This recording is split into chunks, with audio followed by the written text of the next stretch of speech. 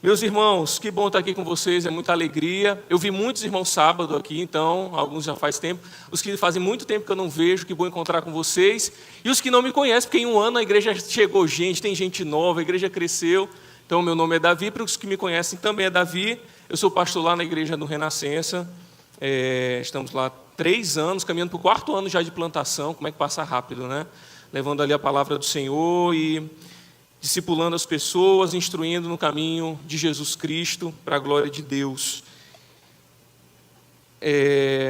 E aí, Clóvis me convidou para estar aqui hoje com vocês, trazendo a palavra, retomando a série em 1 Coríntios, Igreja Imperfeita. Lá no Renascença a gente está terminando uma série em Ageu hoje, e aí depois a gente vai retomar em Coríntios. Então aqui vocês estão na frente um pouquinho no texto. E aí eu quero convidar vocês para a gente continuar. Onde parou na semana passada, nós vamos continuar hoje, capítulo 4, a partir do versículo 6.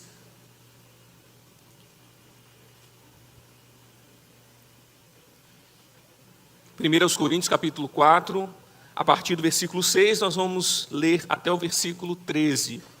1 Coríntios 6, até o versículo 13. 1 Coríntios 4, eu falei 3? 4, do 6 ao 13. A versão que eu vou ler aqui é a NVI, tá? Nova versão internacional. Você que está acompanhando a série, então é onde o pastor Clóvis terminou semana passada, é onde nós vamos continuar o texto. Diz assim a palavra de Deus: Irmãos, apliquei essas coisas a mim e a Apolo por amor a vocês, para que aprendam de nós o que significa não ultrapassem o que está escrito. Assim, ninguém se orgulhe a favor de um homem em detrimento de outro. Pois quem torna você diferente de qualquer outra pessoa? O que você tem que não tenha recebido? E se o recebeu, por que se orgulha, como se assim fosse? Vocês já têm tudo o que querem, já se tornaram ricos, chegaram a ser reis, e sem nós. Como eu gostaria que vocês realmente fossem reis, para que nós também reinássemos com vocês. Porque me parece que Deus nos colocou a nós, os apóstolos, em último lugar, como condenados à morte. Viemos a ser um espetáculo para o mundo diante de anjos e de homens. Nós somos loucos por causa de Cristo, mas vocês são sensatos em Cristo. Nós somos fracos, mas vocês são fortes. Vocês são respeitados, mas nós desprezados. Até agora estamos passando fome, sede e necessidade de roupas. Estamos sendo tratados brutalmente. Não temos residência certa e trabalhamos arduamente com nossas próprias mãos. Quando somos amaldiçoados, abençoamos. Quando perseguidos, suportamos. Quando caluniados, respondemos amavelmente. Até agora, nos tornamos a escória da terra, o lixo do mundo.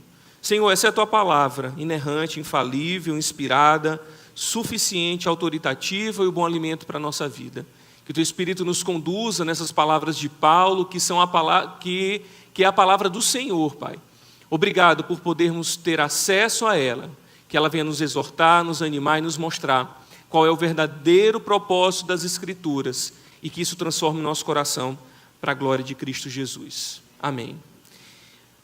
Um homem uma vez queria ouvir muito a voz de Deus, a palavra de Deus, mas ele não tinha o costume de fazer sua leitura, seu devocional. Aí o que ele fez? Ele pensou bem forte assim no Senhor, abriu sua Bíblia, e quando ele abriu as Escrituras, o versículo foi: Judas se enforcou. E aí ele ficou muito incomodado com aquilo ali, tentou mais uma vez, podia ser falta de concentração, então ele fecha a palavra mais uma vez, pensa, confuso com aquele texto, aí ele tenta mais uma vez, quando ele abre, o texto diz: vai tu e fazes o mesmo. E aí ele ficou ainda consternado, tentou uma última vez, se concentrou bem forte, fechou a palavra, botou perto do coração, abriu a Bíblia. O que precisas fazer, faze hoje mesmo. Claro que isso é uma história famosa e tal, uma anedota, mas nós crentes nos comportamos muitas vezes assim com a palavra. Tem um livro dos espíritas chamado Minuto de Sabedoria, uma coisa parecida com isso. Eu lembro que quando era criança meu tio tinha, e eu adorava segurar e pensar numa coisa e abrir, tipo o biscoitinho da sorte. Mas nós crentes nos comportamos assim.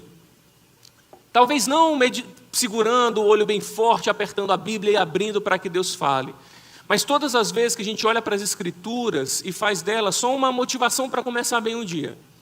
Ou pega a Bíblia e faz dela apenas uma inspiração para a gente ter uma boa mensagem para alguém, ou até mesmo um sermão, preparar para pregar. Toda vez que a gente olha para a palavra e a gente tem como um livro de sabedorias ou de instruções morais, a gente está reduzindo a palavra de Deus como se ela fosse apenas isso.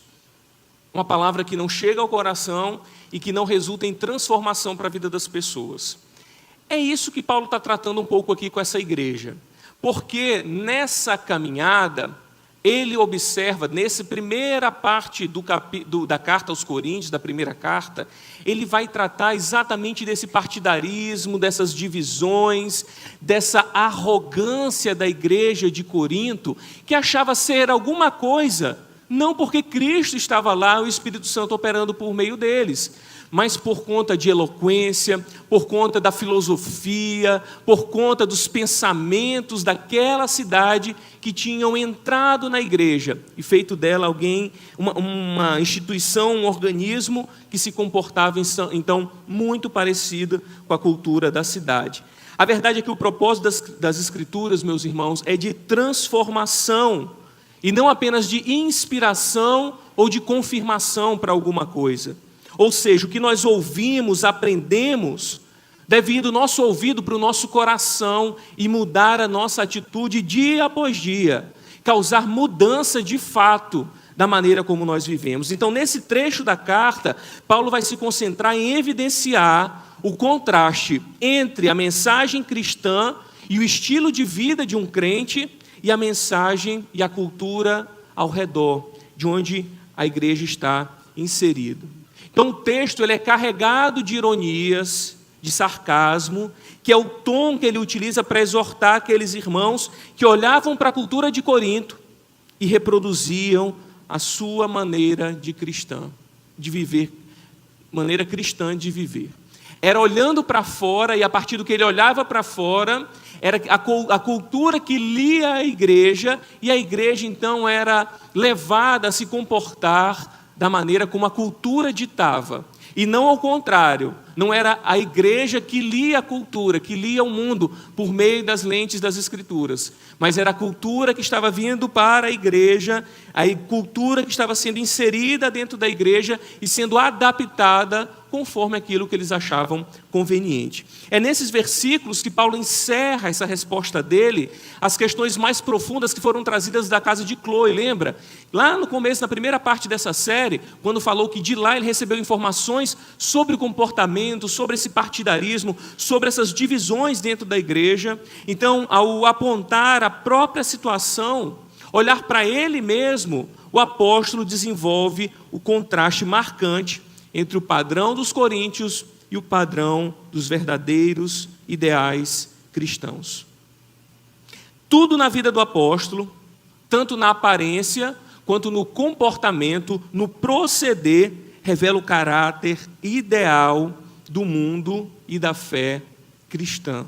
Então Paulo vai mostrar que quando a fé ela é reduzida a um comportamento das normas culturais, ou seja, se adaptando àquilo que a cultura diz que nós devemos fazer, a igreja passa a endossar exatamente o que ela deveria desprezar e começa a desprezar o que ela deveria endossar por meio do exemplo de Cristo.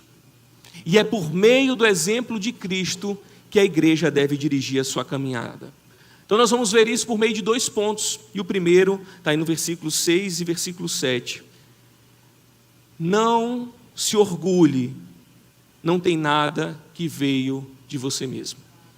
Olha o que ele diz: irmãos, apliquei essas coisas a mim e a Apolo por amor a vocês, para que aprendam de nós o que significa não ultrapassem o que está escrito, assim que ninguém se orgulhe a favor de um homem em detrimento de outro.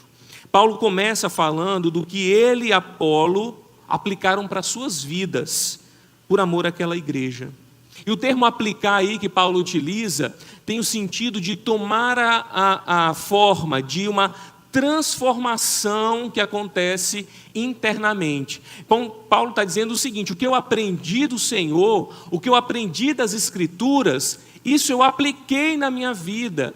Ou seja, aquilo que eu ouvi e aprendi transformou a minha maneira de viver. E não só a minha, mas de Apolo também, os dois líderes referências para a igreja de Corinto. Então Paulo está dizendo, eu apliquei aquilo que eu aprendi. Aquilo não ficou só na esfera do conhecimento. Aquilo não ficou somente em palavras bonitas, mas aquilo é o meu procedimento diário. É assim que eu e Apolo vivemos. Nós aplicamos essa verdade. Ele e Apolo se transformaram como um exemplo para aquela igreja, para que ela fosse instruída por meio do exemplo deles. Anteriormente, quando ele falou sobre quem constrói, o que planta, o que rega, ele destrói a ideia de que cada um ali tem uma função mais importante do que a outra. O propósito de Paulo, instruindo aquela igreja, é: todos nós somos dispenseiros de Deus. Todos somos instrumentos dele, não tem um papel mais importante do que o outro no crescimento, no desenvolvimento da obra. Então não adianta você olhar e admirar, olha como isso é bonito, olha como essa pessoa merece reconhecimento. É interessante que a gente está vivendo esse processo, né, do presbitério, de implantação desse modelo de governo na nossa igreja, e aí uma das pessoas lá na igreja que foram indicadas, e ele ficou muito lisonjeado, e ele disse assim: muito obrigado pelo reconhecimento de vocês. E eu disse, só que eu entendi o que ele quis dizer no contexto, mas às vezes a gente tem que dosar isso para que a gente não ache que um chamado pastoral ou para ser um presbítero não é algo que é um reconhecimento como um prêmio, uma promoção no trabalho. Quando você deixa uma função e passa para uma função dentro da hierarquia, da estrutura de lugar que você trabalha, aí você cresce na sua profissão porque você se dedicou, porque você foi... conseguiu alcançar as metas, bater os seus objetivos, e aí você é promovido. No reino de Deus não acontece isso. Lá em Efésios 4, o texto vai dizer que Jesus conquistou na cruz e distribuiu os despojos da batalha para a sua igreja, derramando dons, para que todos sejam edificados mutuamente. Ou seja, aquele que tem um chamado para presbítero, para pastor, o dia da ordenação dele, o dia da eleição dele, é apenas um marco daquilo que ele já é, daquilo que ele já fez, daquilo que Deus já colocou no seu coração. Por isso essa escolha também é muito importante para nós, meus irmãos, porque não é o reconhecimento de um esforço, é o reconhecimento de um chamado que Deus deu para aquela pessoa. Então a igreja, ela elege porque ela vê naquela pessoa alguém que Deus escolheu para aquela função, e não porque, nossa, ele é muito esforçado, nossa, como ele chega cedo, olha tanta coisa que ele carrega, merece ser um presbítero, hein? Não é assim. E Paulo está destruindo essa mentalidade daquela igreja por meio de todo esse ensino, desde o capítulo 1 até agora. Depois a gente vai ver que ele vai para outras questões práticas e morais da igreja a partir do capítulo 5. Mas aqui no 4 ele está fechando essa ideia. Então, quando ele falou sobre isso, um planta, um rega, mas é Deus quem dá o crescimento, ele está exatamente destruindo essa possibilidade de alguém se achar alguma coisa porque está fazendo alguma coisa na obra de Deus. Então ele diz que isso não tem importância, que os coríntios não deveriam estar preocupados com isso. Ele está dizendo, nós só queremos ser os dispenseiros, os instrumentos, os mordomos da obra de Deus. E era com isso que vocês deveriam estar se importando. O mais importante não é o mais relevante, o que fala mais bonito, o que tem mais curtidas e seguidores nas redes sociais. Não é o que aparece mais, não é o que é mais conhecido. Vocês não devem se apegar a essas coisas. E aí ele diz, não ultrapassem o que está escrito. Ou seja, é no que foi ensinado, é no que foi revelado por meio da palavra que vocês devem se preocupar. E o que é isso que está escrito? Nesse contexto, apesar dos estudiosos divergirem um pouco, mas no geral o sentido que todo mundo percebe é o mesmo. Seja naquilo que Paulo escreveu imediatamente, ele esteja se referindo, não ultrapasse o que eu escrevi para vocês, e como nós sabemos que o que ele escreveu é palavra de Deus, serve. Ou então ele pode estar se referindo ao texto do Antigo Testamento, que ele tem aplicado ao longo dessa carta, até agora. Então, tanto faz, se é olhar para o Antigo Testamento ou olhar para o próprio escrito de Paulo, as duas coisas são palavra de Deus, para nós tem o mesmo peso. Então, não importa se ele está falando imediatamente do que ele acabou de escrever, ou se ele está se referindo a alguma coisa específica do Antigo Testamento. Mas o que parece nesse contexto é que ele está falando que toda a Escritura nos revela que a glória é de Deus. Então não importa o que cada um faça, o que cada um é, não ultrapasse o que está escrito. E o que está escrito é tudo o que acontece, todo o crescimento, a glória é de Deus, não de homens. Toda a Escritura aponta para isso. Não importa o que planta, não importa o que rega, é sempre de Deus a glória. E o apóstolo chama a atenção exatamente porque sempre que o homem tenta trazer a glória para si, ele acaba mal. Então a Bíblia inteira nos alerta sobre a soberba, sobre a vaidade. Desde as narrativas, passando pelos salmos, passando pelos profetas, pelos escritos de sabedoria, tudo revela que a glória é sempre de Deus. Esse é um alerta sempre presente nas Escrituras. Pode perceber, toda vez que Israel, o povo de Deus, está em decadência, ele se afastou de Deus, buscou glória para si mesmo, buscou independência. Ao contrário da história do Brasil, que Dom Pedro gritou independência ou morte, para nós independência é morte. Nós dependemos totalmente do Espírito Santo de Deus. O alerta é porque os coríntios estavam se esquecendo disso. Como nós, crentes do século 21, também nos esquecemos do que está acontecendo em nosso meio, é obra de Deus, é fruto da ação de Deus. Essa sexta-feira agora, lá na escola da minha filha, teve um café para pastores. Eu detesto esse termo, porque eles que não me usam. Mas não, dentro do contexto dele serve, porque era pais de alunos que são pastores. Eu não gosto quando isso é na igreja. Tem uma vez um jovem chegou lá para mim e disse, você é meu pastor. Eu disse, não sou não. Sou só pastor da igreja, teu pai é teu pai, não me dá responsabilidade que não é minha. Isso é prática de igreja neopentecostal, sabe? Essas igrejas aí, coisada, que gostam de dominar as pessoas. Pastor. Não sou nada de pastor. Eu sou só pastor mesmo, pai de Catarina, a única herdeira minha. E graças a Deus que eu já não tenho muita coisa para deixar se eu for agora, né? Mas, e lá nesse café foi interessante, porque a gente eram só pastores, e eu conhecia nenhum quase. E aí eu sou um bicho do mato. Quando eu chego num lugar que eu não conheço as pessoas, eu fico assim intimidado. Eu vejo que a Catarina tem esse comportamento também. Então ela veio para cá, ela fica toda assim, mas ela não é assim, não se enganem. Antes de vir para cá, só eu sei o que ela é de verdade. Mas eu chego assim, eu sou meio bicho do mato, eu fico intimidado, assim, eu fico com vergonha, depois vou conversando e tal. Então a roda de pastores, aí as perguntas são... Interessante que muitos conheciam a base, me conheciam de igreja, não do trabalho, mas da igreja mesmo. Eu acompanho lá do Recanto, acompanhei quando vocês começaram a plantação do Renascença, eu fico impressionado, mas é porque a rede social faz isso mesmo, né? Espalha, a gente nem sabe quem conhece a igreja e tal. Mas eu não conhecia muitos deles, e outros que também não conheciam a base, não me conheciam, começaram a perguntar. E é uma pergunta típica de um encontro de pastores, quantos membros tem na sua igreja? Tantos quanto o Senhor quis que tivesse até agora. A resposta é mais ou menos isso. Porque eu conheço pastores que começaram o ministério junto conosco, assim, no mesmo período, 8 anos, o base está fazendo, e que a igreja deles tem 300, 400, 500 membros, e glória a Deus por isso. E nós, juntando Renascença e Recanto, não temos isso, né? A gente deve ter uns 200 e pouquinhos membros, assim, as duas igrejas somando. E aí é sempre aquela pergunta, e me parece, eu posso estar enganado, que quer rolar uma comparação, né? Tipo assim, olha, rapaz, só isso, né? Quanto tempo vocês estão lá? Está perguntando assim, né? 3 anos, caminhando para 4 anos. E dá aquela decepcionada, né? Porque ele achou que fosse, talvez, ser um número muito maior. Mas o que eu quero dizer com tudo isso, e no final do café foi muito, muito bom, foi muito importante, porque o pastor que ministrou, que já até pregou aqui João Ericeira, na época ainda da Covid-90, que era pastor da Vale do Jordão, ele falou exatamente isso, como seria bom, né, se os pastores olhassem uns para os outros como cooperadores do reino, independentemente da denominação. Eu estava no meio de um monte de pastor batista.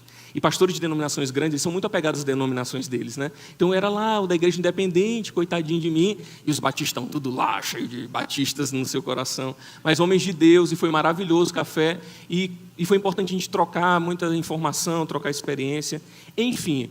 Mas aquela igreja tinha mais ou menos o olhar desse pastor que pergunta quantos membros aí tem na sua igreja, né? O que vocês têm feito de relevante na cidade? Essas disputas, muitas vezes nem acontecem entre os pastores, mas da própria igreja que se comporta assim, escolhendo os seus mais importantes, os seus privilegiados, os seus com maior afinidade, em detrimento daquilo que é mais importante, o reino de Deus ser evidenciado, conhecido e crescente. Então o que ele está dizendo é, eu, apóstolo, estamos tentando seguir por esse caminho. A Bíblia inteira alerta sobre a soberba e a vaidade. Por isso é muito importante a gente não ultrapassar o que está escrito. O alerta é exatamente isso, eles estavam esquecendo, como nós nos esquecemos. Todo crescimento, meus irmãos, toda vitória, toda maturidade espiritual não vem do esforço da igreja, mas vem do Senhor para nós. Não estou tirando a nossa responsabilidade de buscar essas coisas, evangelizar, ensinar para que a igreja amadureça e cresça, conquistar coisas que o Senhor tem colocado, essa palavra é até ruim de usar, mas vocês estão entendendo o que eu quero dizer, no sentido de avançar e de crescer também em outros aspectos, é uma responsabilidade nossa, mas o resultado pertence ao Senhor. Então não é incomum a gente ver, principalmente entre aqueles que ultrapassam as Escrituras, associar o seu crescimento aos seus métodos, aos programas, a revelações espirituais, mas a Bíblia nos diz, não ultrapasse o que está escrito. Não ultrapasse, é justamente quando nós nos afastamos das Escrituras, que nós nos vemos tentados a nos ensoberbecer. Não ultrapassem o que está escrito. Não ultrapassem o que já foi ensinado e o que tem sido ensinado a vocês por meio da palavra do Senhor. Pois, versículo 7, quem torna você diferente de qualquer outra pessoa? O que você tem que não tenha recebido? E se recebeu, por que se orgulha? Como se não fosse assim. Os estudiosos também discutem se essa primeira parte aí quer dizer que são todos iguais, e aí ninguém é diferente de ninguém, ou se Paulo está dizendo que aquele que se sobressai, ou que é diferente em alguns aspectos, como diz a NVI, é porque Deus o fez assim. Então não importa qual de vocês é diferente, no sentido de ser mesmo, ou qual de vocês é diferente, no sentido de vocês são todos iguais. O que Paulo está querendo dizer, o mais importante aqui é percebermos que não importa se alguém é diferente do outro, ou se vocês são todos iguais, porque o que faz é Deus, e o que vocês têm é Deus quem tem dado para vocês. Então seja uma coisa ou outra, o apóstolo quer chamar a atenção para que ninguém se glorie, pois ninguém tem poder de se tornar mais especial diante de Deus. Ninguém chama a atenção de Deus, como dizem algumas músicas. Ninguém faz com que Deus fique olhando assim e seja tão espiritual que Deus fique tão comovido. Diz, não vai dar, agora eu vou ter que abençoar esse irmão, porque eu estou muito tocado pelo louvor dele. Não existe isso. Ninguém pode se gloriar por nada. Ninguém é especial aos olhos de Deus, no sentido de mais importante do que alguém. E essa é uma pergunta especial para nós. E eu faço essa pergunta para você. O que te torna diferente dos outros? O que te torna mais especial do que os outros? O que faz de você alguém que tenha uma voz mais ativa no meio da congregação? Por que a sua opinião ela é mais válida do que de outras pessoas? O que te faz aparecer mais que os outros irmãos da igreja? Ou como igreja, o que nos faz melhor do que outra comunidade? Talvez você conheça alguém ou alguma história de alguém que é muito rico. E aí você conhece a história daquela pessoa e sabe que aquela pessoa batalhou muito. Você conheceu ela pobre, liso. E ralou, trabalhou, prosperou, é rico. E ainda que ele tenha um pouquinho de soberba, que ele seja um pouco metido, ainda assim ainda existe uma admiração pela história de construção da vida dele. Aí você ainda olha assim, apesar dele ser assim, mas ele ralou muito, ele trabalhou muito, né? Que pena que ele se perdeu aí no meio do caminho. Aí você olha para uma história de uma outra pessoa, ou alguém até que você conhece, que é muito rico, tem muitas posses, porque herdou de alguém. Ele não fez nenhum esforço, não moveu uma palha.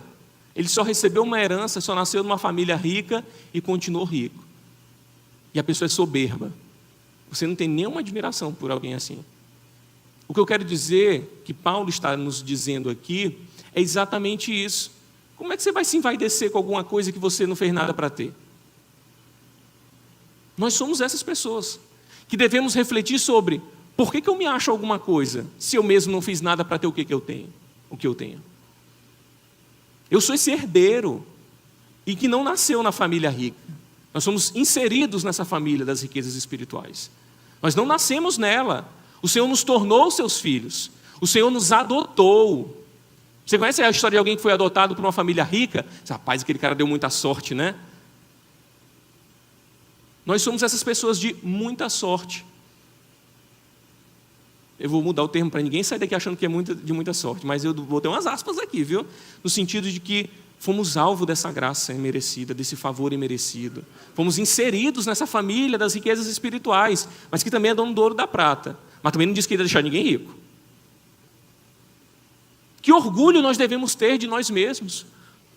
Meus irmãos, uma das coisas que me deixa mais triste é quando a igreja olha para o mundo e se acha melhor do que o mundo. Agora, nesse período de São João, tem uns crentes doidos, ficam doidos para ir para Arraial, para não sei o quê, nananã. E aí os outros que ficam assim, olha essa festa pagã, de idolatria, de não sei o quê, mas só no sentido de acusar, mas não consegue chamar o irmão para instruir. Geralmente são pessoas que nem têm mesmo capacidade de instruir ninguém, por isso só criticam. Porque aquele que tem o conhecimento, ele vai chamar, vai explicar, vai ensinar, né?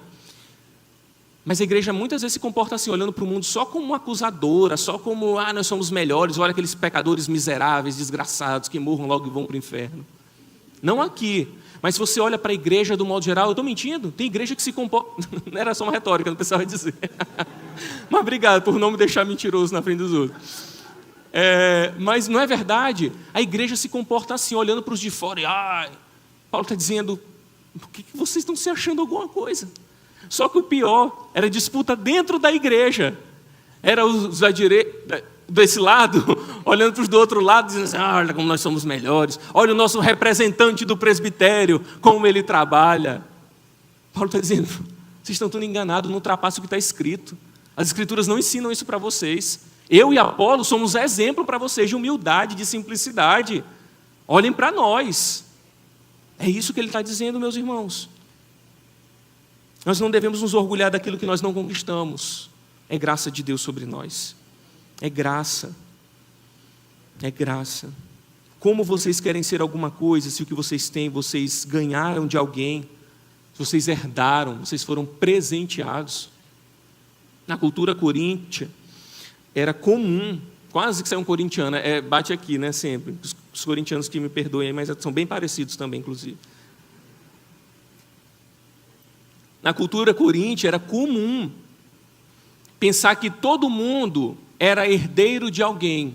Lá no começo da carta, talvez você tenha ouvido aqui algumas vezes sobre a figura do benfeitor. Então, aquela pessoa que ela oferece alguma coisa para aquele grupo, para aquela assembleia, para aquela igreja, que não era necessariamente uma questão religiosa, às vezes só uma reunião social. E aí ele olhava, ele era alguém que tinha posses e ele beneficiava aquele povo. Ele era o benfeitor. Ele derramava carisma, graça para aquelas pessoas. É por isso que Paulo usa esses termos nessa carta, para dizer que a igreja é como essa reunião que tem um benfeitor. Só que ao contrário do que o mundo, que tem alguém como benfeitor, a igreja tem o seu benfeitor em Cristo, que derrama graça sobre a igreja. Então nessa comunidade, nessa cidade, era comum saber que tudo aquilo que se tinha era porque um benfeitor tinha feito por eles. Seja alguém que não tinha nada e foi beneficiado pelo favor de alguém, ou seja, alguém que nasce numa família rica, é um herdeiro, mas ainda assim é um herdeiro porque recebe a herança de alguém. Independentemente desses dois contextos, alguém que foi totalmente favorecido, que não tinha nada e passa a ser tudo, ou um herdeiro, dentro da cultura dos coríntios, era comum entender que alguém me beneficiou.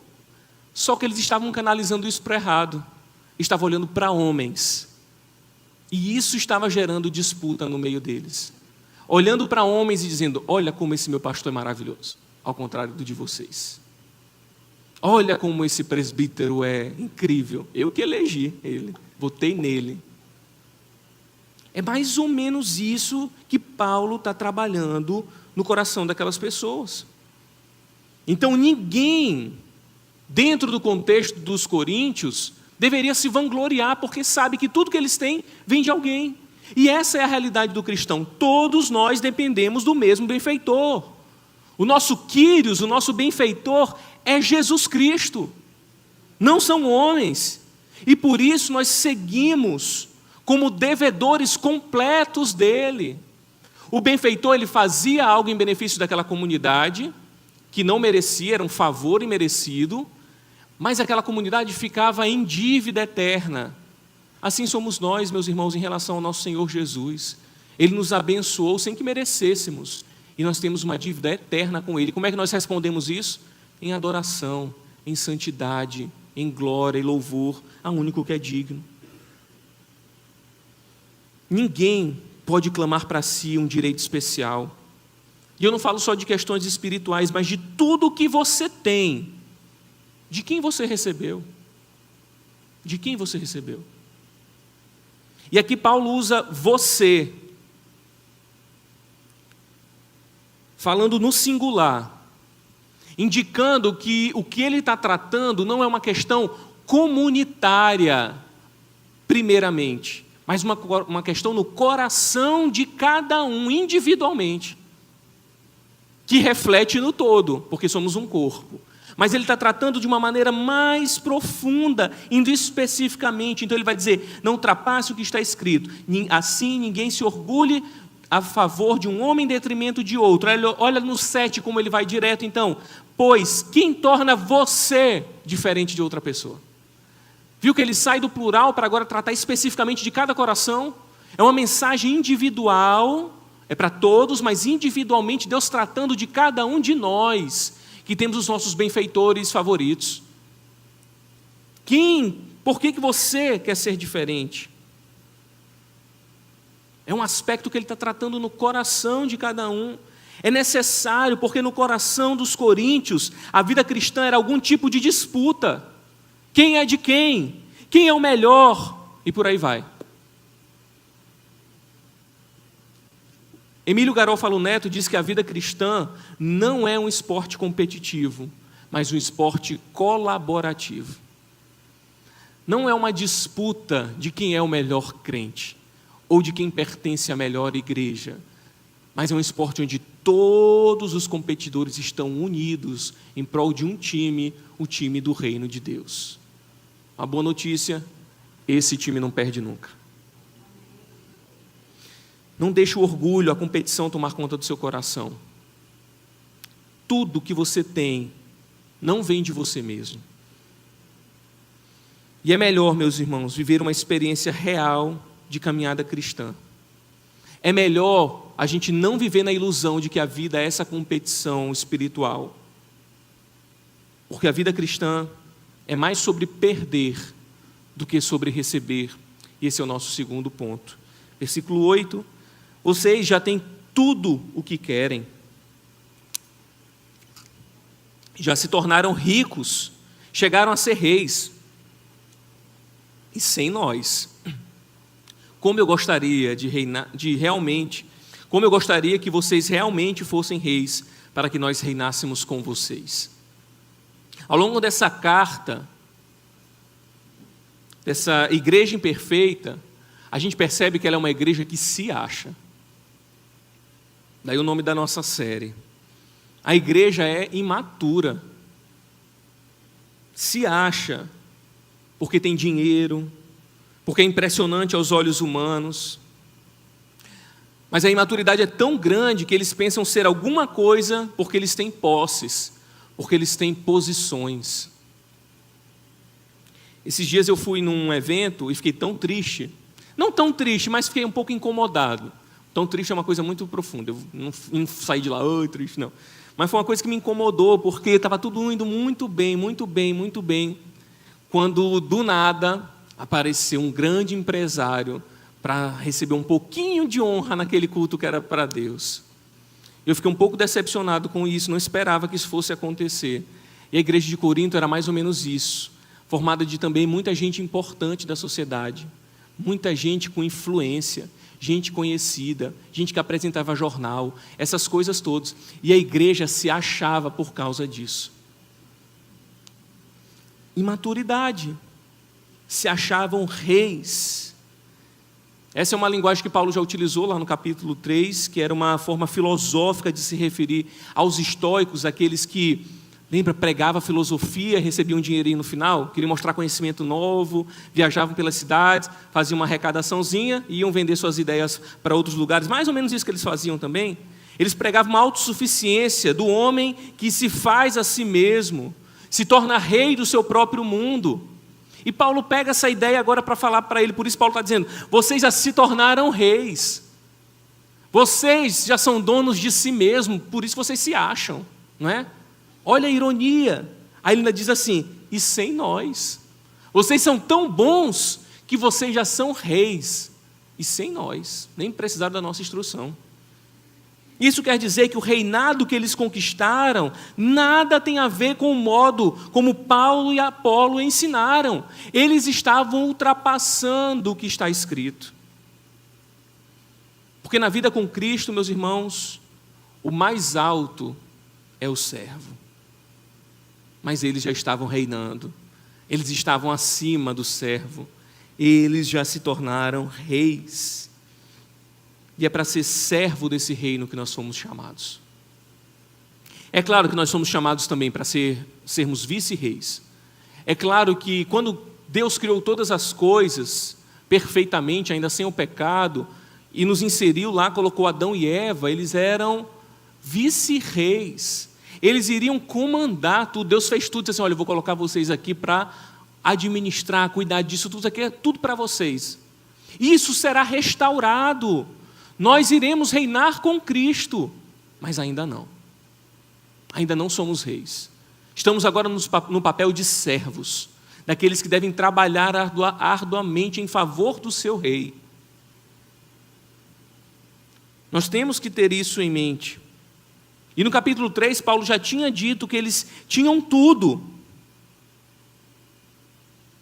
É que o ponto aqui não é ter ou não ter. Paulo não está se contradizendo. Mas sobre esquecer que tudo que eles têm, tem por causa de Cristo, e para a glória de Cristo, e para o avanço do reino de Cristo. E olha o sarcasmo de Paulo, como eu gostaria que vocês realmente fossem reis, para que nós também reinássemos com vocês. Então você pensa que está arrasando? Está achando que está abafando? Tudo que vocês têm foi dado, vocês não têm nada. Você já tem, mas ainda não. Nesse mundo nós somos chamados para reinar, mas não agora ainda.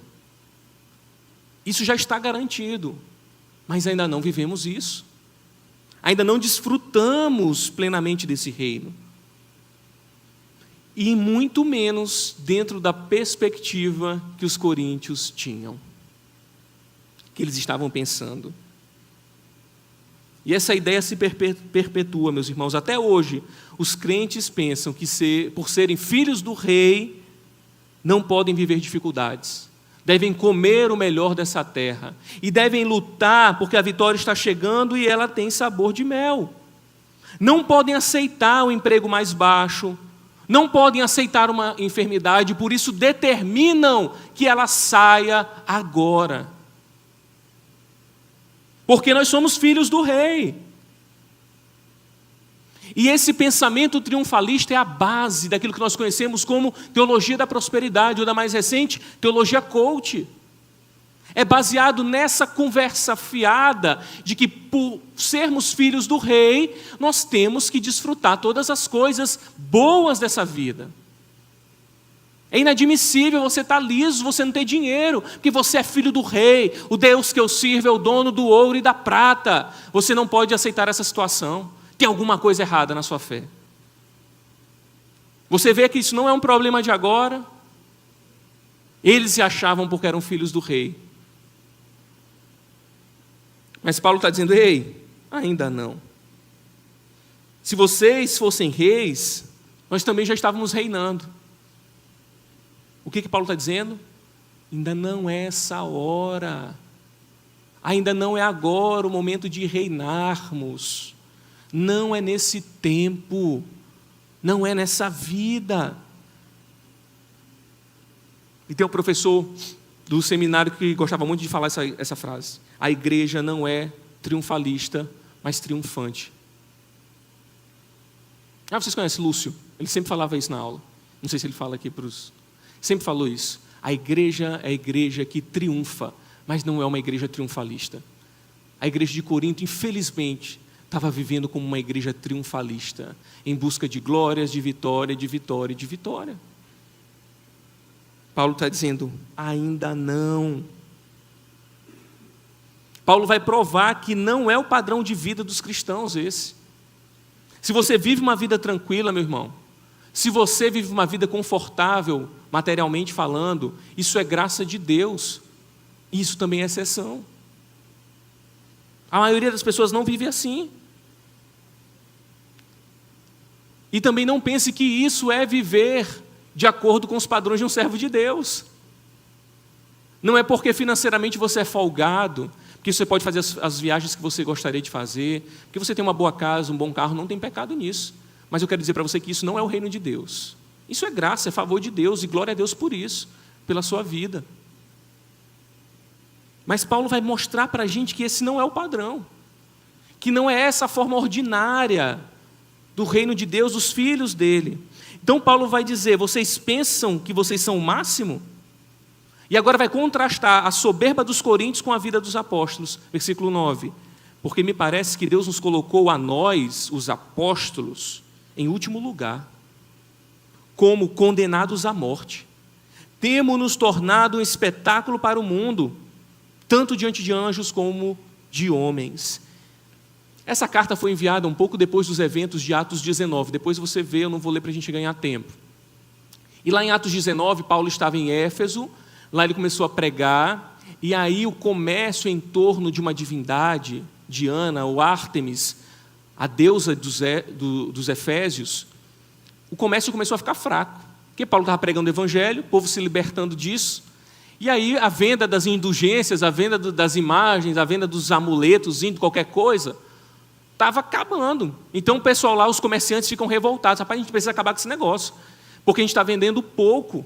Então eles pegam alguns dos companheiros de viagem de Paulo, já lá para o final do capítulo 19, e são levados ao teatro para o espetáculo público.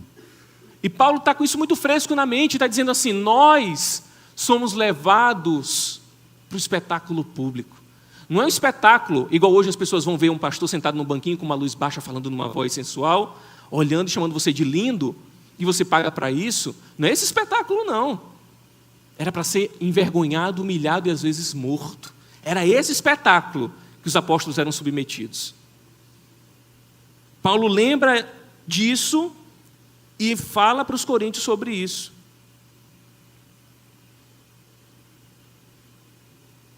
Não é o desejo de ninguém virar espetáculo público, mas essa era a realidade dos apóstolos. Alguns até acham que ter fama e estão se tornando um espetáculo público, mas isso não é o evangelho. Paulo está mostrando que a vida cristã não é sobre ter títulos e conquistar coisas. Versículo 10, nós somos loucos por causa de Cristo, mas vocês, sensatos em Cristo. Nós somos fracos, mas vocês fortes. Vocês são respeitados, mas nós desprezados.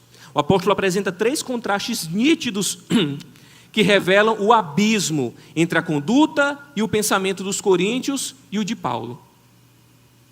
A maneira de agir e de pensar dos coríntios era completamente diferente do que Paulo estava ensinando, pregando e vivendo. Por amor de Cristo, ele é tido como louco, enquanto eles se consideram sábios, em conformidade o quê? Com o pensamento filosófico do contexto deles, que a sabedoria era o sinal de alguma importância. Então os coríntios buscavam projetar uma imagem de fortes, enquanto os apóstolos são apresentados como fracos. Os apóstolos ainda eram desprezados e desonrados, como dizem algumas versões. Em Coríntio, a desonra era a morte na arena. Isso era a humilhação suprema. Enquanto alguns membros ainda estariam lá na plateia, batendo palma e achando graça de tudo. Versículo 11. Até agora estamos passando fome, sede, necessidade de roupas. Estamos sendo tratados brutalmente. Não temos residência certa e trabalhamos arduamente com nossas próprias mãos. Quando somos amaldiçoados, abençoamos. Quando perseguidos, suportamos. Quando caluniados, respondemos amavelmente. Até agora, temos nos tornado escória da terra, o lixo do mundo. Que título maravilhoso. Quem é que quer? Também somos assim, meus irmãos. Não como os apóstolos, infelizmente, mas como os coríntios. Muitos crentes envolvidos em disputa por elevado poder secular vivem divisões na igreja. Enquanto queremos ser uma igreja ou um crente, mais isso ou mais aquilo, temos outros que estão realizando o culto agora, meus irmãos, escondidos em cavernas, levando o evangelho. Enquanto a gente quer ser uma igreja sensacional, tem gente que está com um pedaço de Bíblia, porque nem tem uma Bíblia toda, levando o evangelho e sendo perseguido. Enquanto nós estamos aqui com esse ar-condicionado, com esse som maravilhoso, nessa cadeira confortável, tem um crente sendo morto, porque prega o evangelho. Tem um crente com a faca no pescoço. Tem um crente num lugar insalubre. Tem um crente que pegou uma doença incurável, porque lá no lugar onde ele está pregando o evangelho é cheio de doença, cheio de coisa ruim. Enquanto isso, nós vivemos nossas briguinhas, nossas fofoquinhas, nosso partidarismo entre nós. E eu fico pensando se esses missionários que estão hoje seriamente levando a palavra de Deus em lugares difíceis olhassem para nós e dissessem assim: e Clóvis, esse aí que é teu problema, é? E Davi, o problema da igreja de vocês é esse daí. É como se fosse o próprio Paulo falando agora. Vocês são sábios, né? Mas nós somos desprezados. Vocês são ricos e a gente não tem nem residência. Não tem nem onde dormir essa noite. Se não for o favor de alguém para dizer assim: dorme aqui na minha casa, nós não temos nem onde repousar. Imagina, meus irmãos, como a gente tem gastado tempo, dinheiro. E se Paulo olhasse para nós, como é que a gente tem dedicado todo o nosso esforço, nossos recursos materiais, nossa inteligência, naquilo que fosse de fato para o reino. Imagina Paulo olhando para os apóstolos do nosso tempo, que ostentam seus carros, seus relógios, seu espaço caro na televisão e acumulando seguidores nas redes sociais. Gente, todo dia no Instagram aparece um maluco novo para mim. Quando eu acho que eu já vi tudo, sempre há algo mais a ser revelado. Esses dias chegou era bispa, apóstola, sei lá que diabo que era aquilo ali. A mulher começou a orar, aí uma pomba veio na mão dela. Vocês viram esse vídeo? Uma pomba, e ela começou a entrar em êxtase, dizendo que era o Espírito Santo que estava confirmando a oração dela, cheio de cocô de pombo no braço dela. É espetáculo para o mundo mesmo, né? Só que isso daí é outro tipo de espetáculo, não era disso que Paulo estava falando. E é engraçado que a vida cristã, descrita por Paulo, ela é tão diferente do que nós achamos que é viver com Jesus. Passando fome, sede, necessidade de roupas, e a gente está preocupado se tem uma roupinha nova para vir para o culto, né? Eu sou adepto do não ferro, não passar, vocês podem até perceber isso, né? Eu jamais vou chegar atrasado na igreja, às vezes até no trabalho, porque a roupa de apresentar fica separada, mas para o trabalho, atrasado porque eu vou passar roupa, mas nunca vou chegar tarde no culto porque eu tenho que passar roupa. Eu vou com a roupa, primeiro, vou botar um cinto e já vai amassar. Segundo, eu tenho uma filha de 2 anos que vai querer vir no meu colo e vai terminar de amassar. Eu estou falando assim uma coisa bem supérflua, gente, para ver como é que a gente perde tempo com bobagem. Aí vai se estressar porque o ferro não está funcionando. Cadê a tábua? Cadê a roupa que eu queria? E Paulo dizendo, a gente não tem nem o que vestir. Eu fico imaginando Paulo sentado lá na nossa casa antes da gente vir para o culto, a gente preocupado. Ai, meu Deus, essa roupa que eu já fui no domingo passado. Ai, meu Deus do céu, esse ano eu já usei esse vestido. Olha como é que está meu cabelo, eu preciso pintar. Eu não sei se eu vou para a igreja, não. Imagina Paulo sentado lá te esperando para vir para o culto e olhando você cheio de mimimi, de frescura para vir para a igreja. Se hoje você vai ter dinheiro para comer uma pizza, você vai comer pão. E ele está dizendo que a gente não tinha nem o que comer.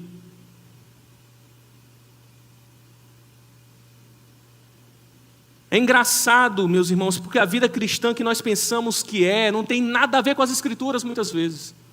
Ou pelo menos distorcida.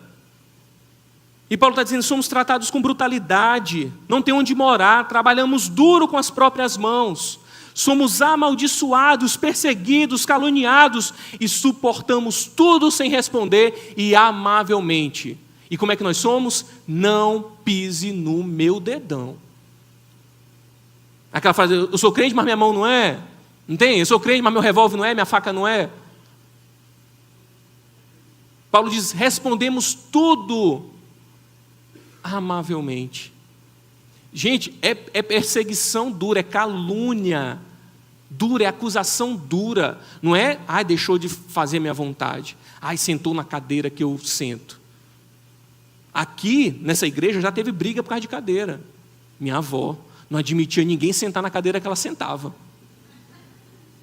Uma vez, Joilce estava, eu acho que não era lá na curva 90, ajoelhada, orando. Lembra, Joilce, disso? Não? Eu me lembro que ela chegou e tocou assim nela, ó. Quando tu terminar, tu sai, que esse é meu lugar, tá bom? Que Deus tenha misericórdia da minha avó.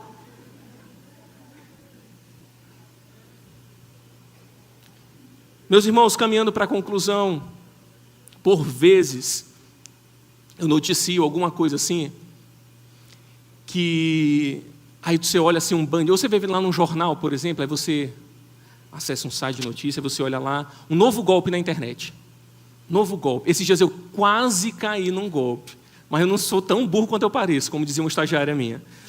E aí, o golpe era assim, o cara, não sei o quê, a Amazon vai lançar um projeto, um pagamento vitalício do Amazon Prime, e você vai ganhar Alexa 8. Eu disse, eita, 8, a minha é antigona. Aí, R$100 e poucos, está alguma coisa errada. Nem Alexa nesse preço, e nem um pacote vitalício pode ser nesse preço. Aí eu fui pensar, mas era tão bem feito o vídeo, tão assim, eu estava já empolgadão, já estava pronto para passar o cartão sem poder pagar, e doidinho. Aí eu disse, não. O Espírito Santo disse assim, você não é tão burro como você pensa, né? Aí eu fui pesquisar na internet, disse, novo golpe, não. Eu disse, gente, eu não acredito, se eu fosse cair nesse golpe. E olha que eu compro coisa na internet, gente, há muitos anos, nunca tive problema, nunca comprei uma coisa e chegou um tijolo, nunca tive isso, eu sou muito cuidadoso, muitos anos eu compro, nunca tive problema. Aí, só esses dias que a gente comprou um microfone para a igreja, aí era um microfone, chegou, tipo assim, um microfone de não sei quantos R$1.000, e chegou lá um microfone de R$50, era de 500 e pouco, aí eu disse assim, não foi isso que eu comprei, mas trocaram, foi só um erro mesmo, foi o estagiário, que mandou lá o errado e trocaram, normal, mas nunca tive problema, então eu ia cair nesse golpe. Aí você pensa assim, rapaz, eles estão evoluindo tanto, né? Todo dia. Aí a gente pensa o quê? Se usasse essa inteligência para uma coisa boa, não é isso que a gente pensa?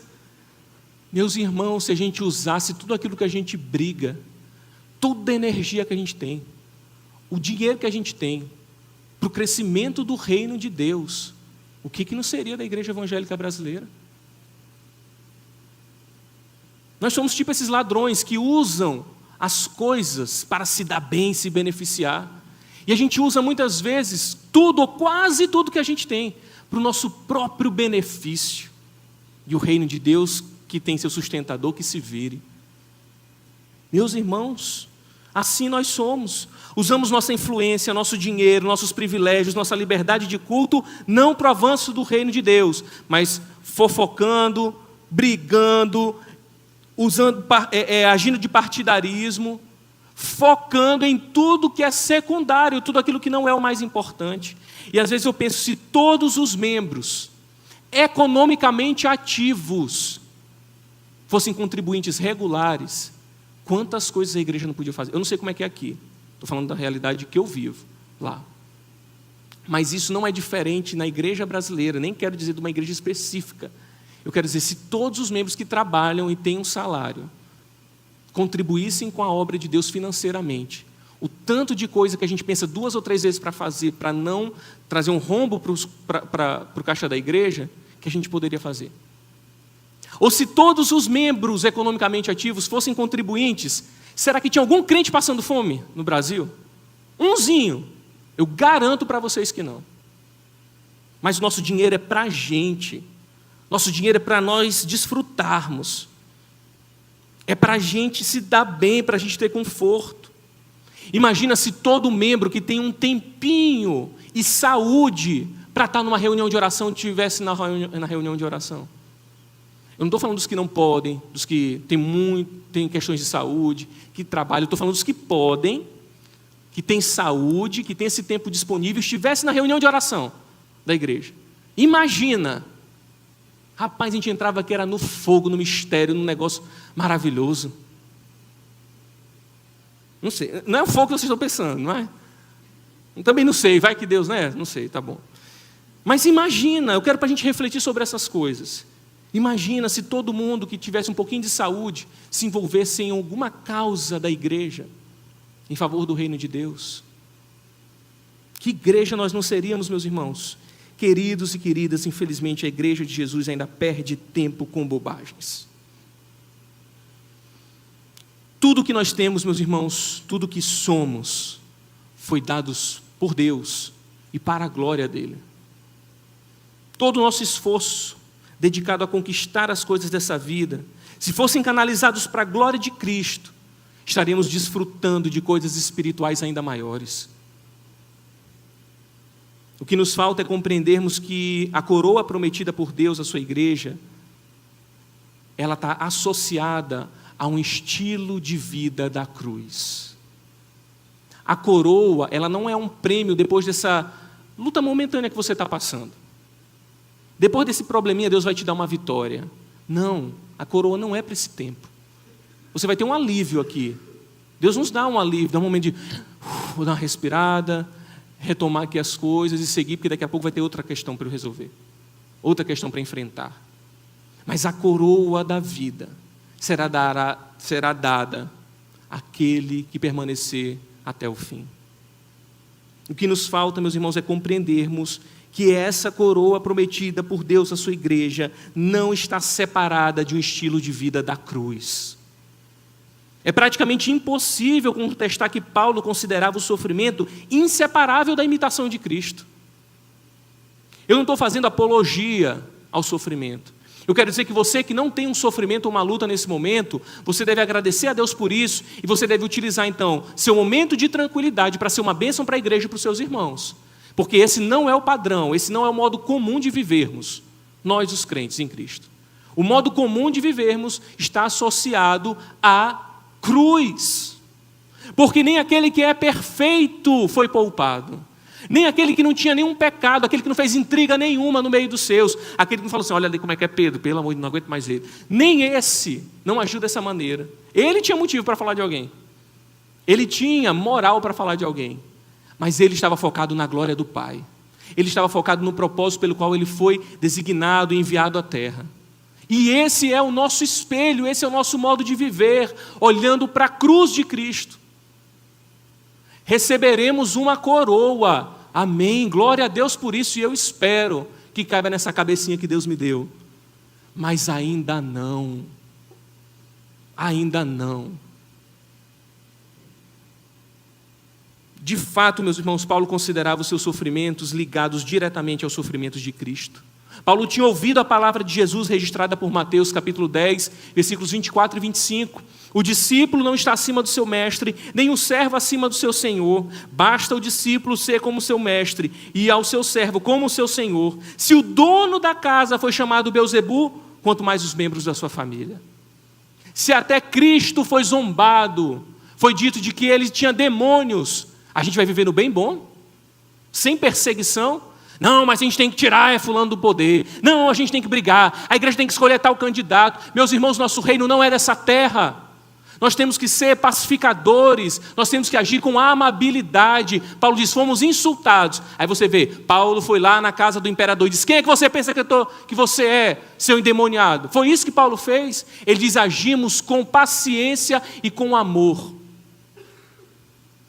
Mas os crentes querem ocupar posições na sociedade. E eu não estou dizendo que a gente não deve estar nos lugares mais variados. Deus nos usa nesses lugares variados. Mas eu estou dizendo que o reino de Deus não é sobre isso.